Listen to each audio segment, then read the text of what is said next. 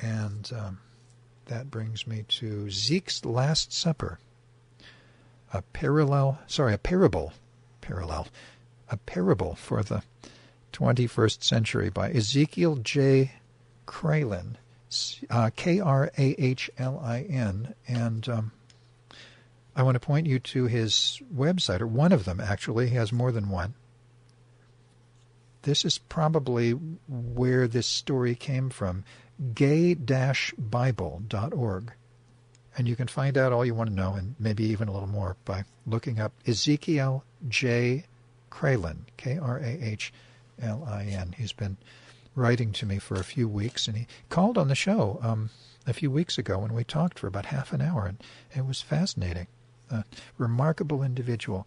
So that Ezekiel J. Kralin, Zeke's Last Supper, a parable for the 21st century. Ezekiel J. Kralin writes, Part 1. A recent email from my gay activist counterpart from the East Coast, Carlisle Lambourne, now inspires me to put an end to, once and for all, the belief that Jesus Christ really existed. What irks me most about this sham deification is how even some hardcore atheists believe he existed, at least as a historical figure, in spite of all evidence to the contrary. So how can yours truly, a simple and humble person, never given to flights of fancy of any sort except dragons, put the ultimate kibosh on this Jeebus myth? Obviously the only answer, is to travel back in time myself, document all relevant material at hand in this living laboratory of this Middle Eastern tempest in a Roman teapot. Thus equipped with my iPad knockoff, refurbished Android tablet lookalike, only $138 at eBay, and my trusty scaled-down version of the Illudium Q36 explosive space modulator, a solstice gift from my dear friend Marvin, I set off in my temporal transmogrifier to the year in which their Lord was supposedly crucified, 33 A.D. And that goes down with an asterisk to temporal transmogrifier, my own invention, with the assist of several hacker allies from the Berkeley Unix users group, which I founded in 2001, only remotely similar to H.G. Wells' time machine, seeing as this device is not a physical conveyance of any type, but a form of astral projection triggered by electrodes attached about the skull, and an intravenous feed composed of aloe vera gel, witch hazel, THC compounds, and liquefied Futurama DVDs. That might work. To continue. The most vivid interaction with a past event lasts approximately 40 minutes, after which the impressions rapidly fade back into the present. Whatever recording and other equipment you choose to bring must be light in weight and limited to no more than 2 items, else their parallel astral accompaniment will become sporadic and unreliable, thus any evidence preserved tenuous. I set the date on my transmogrifier's LED panel for mid-afternoon, April 1, 33 A.D., the day on which the Last Supper supposedly occurred. Right, April Fool's Day, go figure. Soon I am in deep trance, and my present reality becomes a thing of the future. I find myself standing in old Jerusalem's historic marketplace amidst a teeming throng of bartering Jews, Romans, Greeks, Phoenicians, Egyptian slaves, Moabites, Canaanites, Edomites, Thracian mercenaries, Bedouin tribes with their camel caravans, and even a troglodyte or two. The sweet scent of dried figs, apricots, dates, and pomegranate seeds mingles with the tantalizing odors of crusty leavened bread, still oven-warm, juicy cucumber slices, lemons, pulses boiled with cardamom and sumac, and the smoky tang of fire-roasted goat meat and lamb. I drool for a shawarma, Shawarma. I don't know what that is. All social strati are represented, from the ragged beggars to the local upper classes that reside in the neighborhood just adjacent to and east of the marketplace. The flawless linen robes of the wealthy glimmer under the hot sun with fine gold thread woven into exquisite patterns, set off with sparkling faceted sapphires, rubies, emeralds, opal cabochons, and Persian beadwork. Even their slaves are outfitted in robes and capes far more resplendent than those of the merchants and visiting luminaries. Glimpses of Herod's palace flicker in the distant west between the passing shoppers like a 19th-century zoetrope. And the walls of the great temple rise above the city's northeast horizon like a limestone and cedar palisade of giants trimmed in gold. The sere, pale blue sky is kissed by puffs of white clouds scudding by in the desert wind. Dizzy from the sudden and brilliant onslaught of a new world, I have to catch my breath or faint dead onto the stone masonry. I feel like I'm in a Cecil B. DeMille extravaganza, only this marketplace is more real, more immediate than any Hollywood props and extras could ever accomplish. I sweat profusely in the solar-baked heat, yet paradoxically am cooled by my rough linen undergarments, scratchy though they be. I grab my iPad wannabe through this dusty shepherd's robe that clings loosely to my frame to be sure it is well hidden and secured in an oxblood sash flung tightly round my midriff. The space modulator rests alongside, a bit lumpy but not uncomfortable, like a gun holster. To my surprise, coins jingle in a pocket that hangs within the cloak's left side.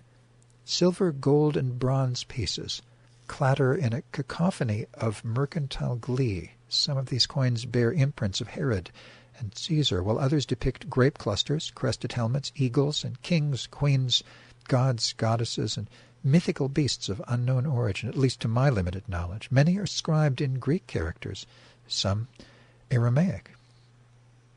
There arises a reckless hollering in a small crowd several stalls up from where I stand. Some long-haired lunatic wielding a corded whip is knocking down merchant stands and screaming blasphemy. Glistening stacks of wet grape leaves, small urns flush with cracked olives and pepper pods swimming in sea brine, square wooden trays piled with reddish-brown lumps of drying seaweed, clay bowls wobbling with dense camel's milk curd that threatens to flow over, and smoked fish wrapped in clean papyri tumble to the ground as leprous orphans scramble to procure the precious windfall. My attention is then drawn back to this lunatic. Quite dashing in face, I observe, especially that trim jet moustache and beatnik hipster goatee. Outlines of buff muscle reveal themselves in thighs, biceps, and pecs beneath his double robe ensemble, dyed in rich hues of cobalt and crimson. Definitely GQ material, in spite of this disturbing and unwarranted outbreak. He then spits repeatedly, and most menacingly, I couldn't help notice, upon a muster of caged baby peacocks pooping over a large wicker basket loaded with fragrant dew melons. He's quickly dragged away by Roman centurions, and the usual bartering babble resumes. Why are the hottest men always so unstable? I gripe to myself, speaking from experience of more than 30 years in the Castro. Judas, you shaved! A voice suddenly booms behind me, and I drop the coins back into my pocket with a flurry of clinks. I turn to see a tall, rather gaunt male rush up to me and embrace my shoulders with ferocious affection. Yes. Better think quickly. Yes, I did, just this morning. As startled as I am to find myself in the arms of a stranger who died almost 2,000 years ago, I am equally shocked to discover that I can speak in fluent Aramaic. Obviously, the adventure has begun. He presses against my space modulator and instantly steps back. Ouch! What in Yahweh's name is glued to your chest? A melted-down idol of Baal? I place my hand over the lump in order to prevent its discovery. Ha ha! Very funny, my friend. Once more I think with the speed of Mercury. I lean into my unknown friend's ear and boldly whisper, "Why, they're silver utensils embossed with obsidian flakes for tonight's feast, loaned to me by my mother's commode slave." "Ah, I see," he replies, with a finger of mutual secrecy pressed to his lips. "No wonder you hide them under a cloak. Thieves abound in the agora." This stranger yet friend then grasped both my shoulders to admire the barber's handiwork. "But say, you look good without that beard, Judas. 10 years younger at the least." He confesses, "Just last night, Jesus spoke to me in confidence. John, you need to have a talk with your bosom buddy Judas about that haggard old hairy crumb-catcher. It's bad for group morale, not to mention public relations. Now, here we are, problem solved, without a single feeling hurt or argument uttered." I am astonished. Is this John the Apostle, the very John who Jesus loves most? They might even be gay lovers. What a scoop for the National Enspirer. I could make millions off the book. Heck, forget the book. Let's do the movie. Then another thought crosses my delirious mind. Wait a minute. Do I really look so much like Judas Iscariot as to be mistaken for him? There is considerable potential in this surprise twist. I'm going to milk this for all it's worth. Of course, in the heat of excitement, I forget all about my mission that brought me here in the first place. Never mind, though. Let's see where this goes. So I respond. Yes, well, Jesus came to me at first cockscrow to settle the matter. Surprise, surprise. What? John seems astonished. He's supposed to be on his way from Capernaum and isn't due to arrive till Apollo's chariot descends into the dark west. You seem to have forgotten something, my dear John, I calmly reply, like an adult to a naive toddler. Jesus can work miracles, so isn't it plain as the scarab on your change purse that this most trivial of miracles is but donkey's play to our heavenly Master's only Son?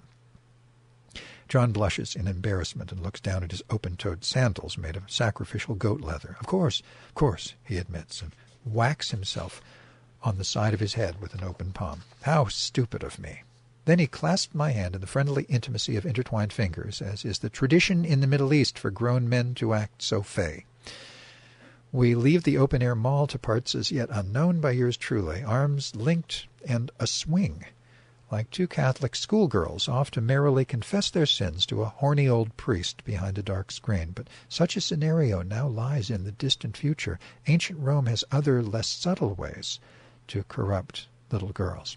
Come, let us set the table and prepare fine victuals for Jesus' Last Supper, declares John with unabandoned glee. You do realize, of course, that he's due to be crucified by tomorrow's eve. At least that's his claim.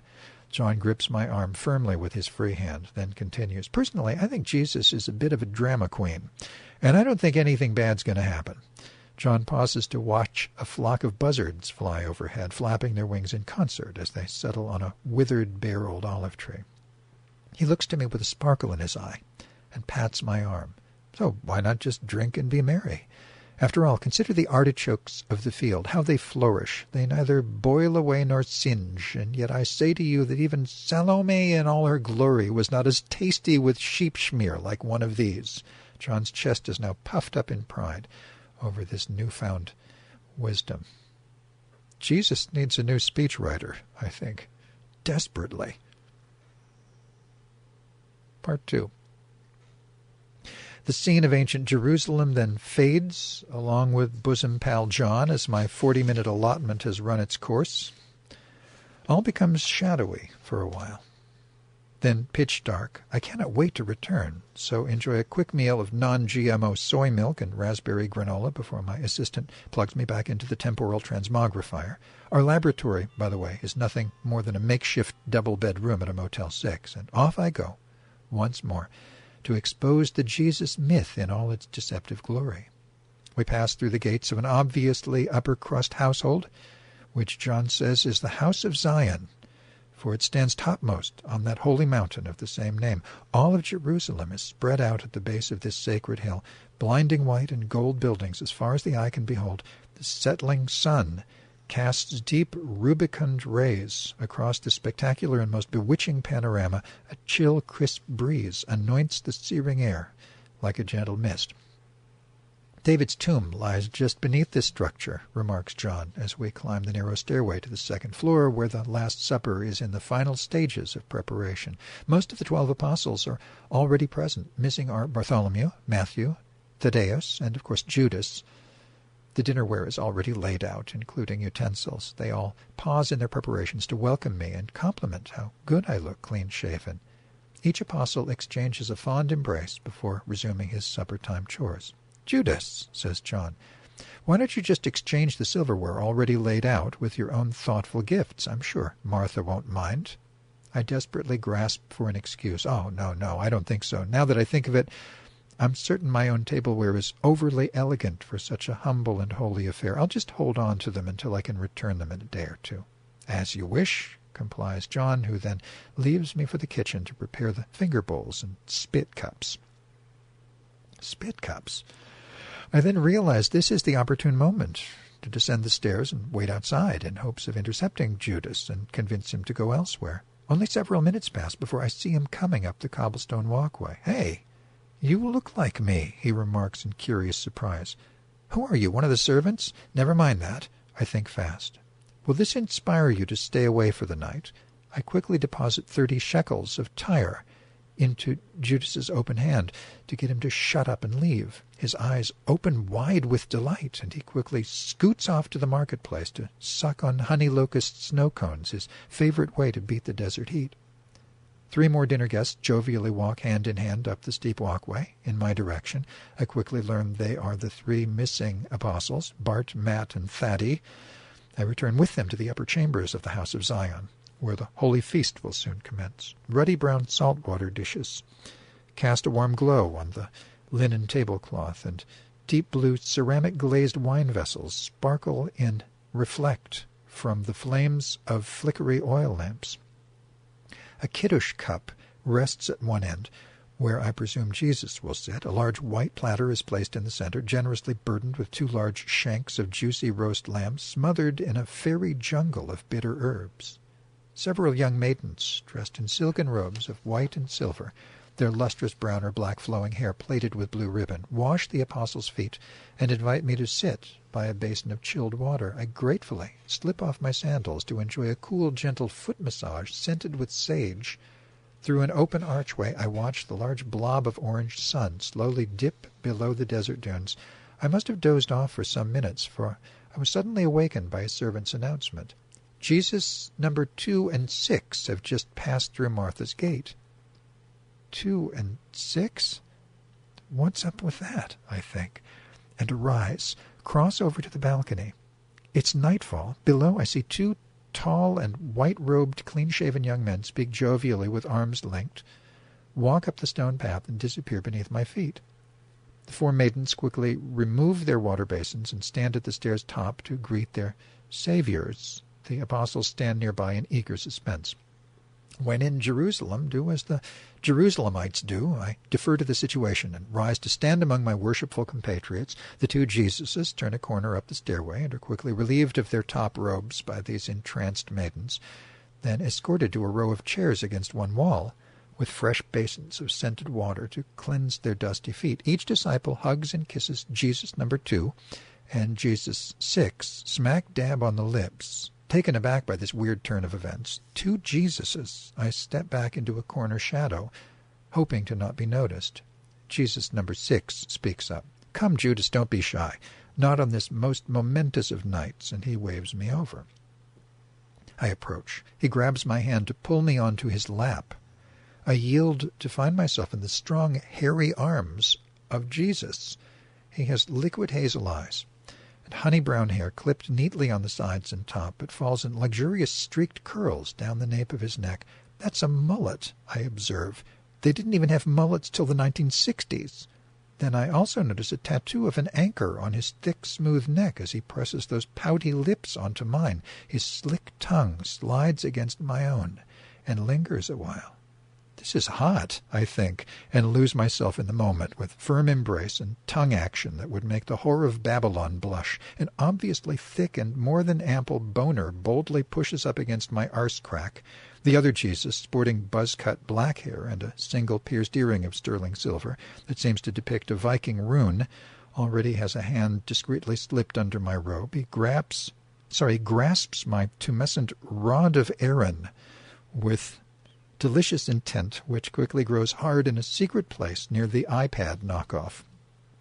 "You look simply bodacious with that beard shaved away, Judas," whispers Jesus number 2 into my ear like a cool winter breeze off Mount Gilboa. No, it's spearmint. He's chewing a wad of gum, for Christ's sake. Just how anachronistically warped are things going to get before I have to shut down the experiment or deem it useless? I notice underneath his robe some sort of plaid skivvies. Curious, plaid wasn't invented until the 5th century in Ireland. He squeezes my Johnson with the passion of a rabbi's prayer on Shabbat. "You will belay me before the night has passed," he puns. I raise my head to kiss those spirit-sweet lips. Lightning suddenly streaks the starlit sky, and a cock crows. "Stupid rooster!" screams James, son of Alphaeus, and kicks the hapless fowl off the balcony and onto the bed of rose mallow and barley grass below. His wine jar is already emptied, I observe. A servant courteously refills his jar to the brim. It is then I notice all the apostles, plus the 2 Jesuses, are already drunk in various shades. Yet the feast has not begun. What are we waiting for? The other Jesuses? I grow a bit plucky and address the Jesus whose hand is up my thighs. Just how many Jesuses are there? I demand of Savior 2, who removes his hand from my privates and drunkenly stands up to press the wrinkles out of his now cum-stained robe. I rise from the other Jesus's lap to stand beside him, insistent for an answer. The faux Savior drapes an arm around my shoulder, spilling what drops remain in his carafe. "Well, my good friend," he confides to my left ear, at last count it was 11. He almost slips to the floor with a second hiccup, but I pull him up and brace him against a beam. 11, huh?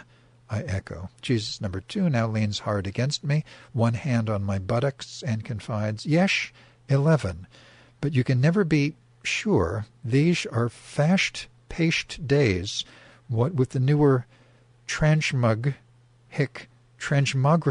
coming out of the Intergal Arctic patent offices these days." Transmogrifiers, eh? Intergalactic patent offices. My invention has sure come a long way. At this point in our talk, Jesus, too, slicks up his hand with some olive oil from a small serving bowl and places it once more under my robe. Slippery, rough fingers grasp the base of my shaft and begin gliding up and down. Like a slow piston, I grow feverishly turgid, so decide to take this to the next level. "Is there a room somewhere?" I whisper. Yesh, lots and lots of rooms." He moves through a draped archway, tugging clumsily at my sleeve, leads me to a cool, dim room with a breathtaking view of the great temple, lit up by nighttime sconces. There's a latch on the door, which I deftly lower into place. Messiah, too, drops his robe and undergarments to the polished cedar floor to reveal a vision of Adonai, with a rump so tight and bouncy I quickly find myself humping my way through St. Peter's pearly gates. Screw the foreplay. I'm on the department's time clock. It's 2 o'clock. You're tuned to KNYOLP in Fort Bragg or KMECLP Ukiah. And I'm reading you a story titled Zeke's Last Supper, a Parable for the 21st Century by Ezekiel J. Crowlin. And I'm going to play a little music and then I'll read you part 3. Well,